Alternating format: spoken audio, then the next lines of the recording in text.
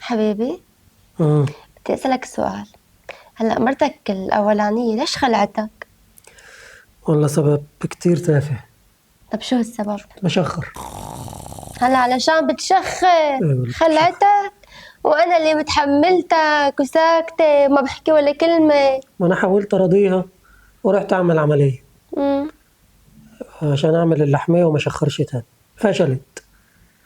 أيوة. فانا رحت جبت لها ايه؟ شو جبت لها؟ طقم ذهب. والله. والله كتير غالي مم. عشان تتغاضى على موضوع الشخير. مم. هي بقى راحت جاية عاملة ايه؟ عاملة إيه؟ عملت لي محشي كرنب بتنجان ورق عنب، عارفة ان انا بحب الاكل. مم. عشان هي فرحت بالذهب فقالت لي ايه افرحه بالاكل. أيوة، وبعدين؟ وبعدين يا ستي اكلت المحشي من هنا، هي شاطره في الاكل وكلت الاكل. مم. ورحت ايه انام، صحيت على صريخ وصويت وتصور ليه بقى؟ وإف إف إف صوت ومش عارف ايه. هي يا بنتي في ايه؟ قالت لي انت ضربت بومبا. ليش بتحكي؟ ما كله بيعملها، هو في الدنيا كلها بتعمل بونب. الله. قالت لي انت ضربت بومبا، قلت لها انا نايم مش حاسس على نفسي، بعدين انت اللي عامله لي كرومب، عايزاني اضرب ايه؟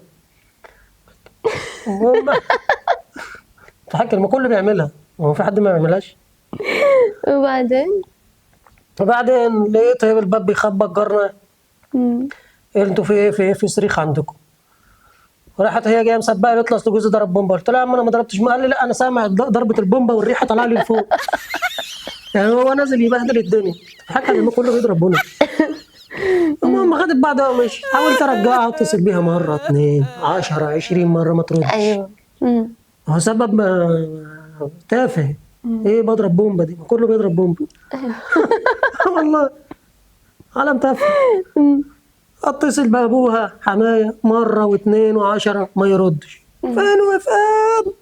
لما لقيته بيرد عليا بقول له السلام عليكم يا عمي. قال لي عايز ايه يا ابو فاسي؟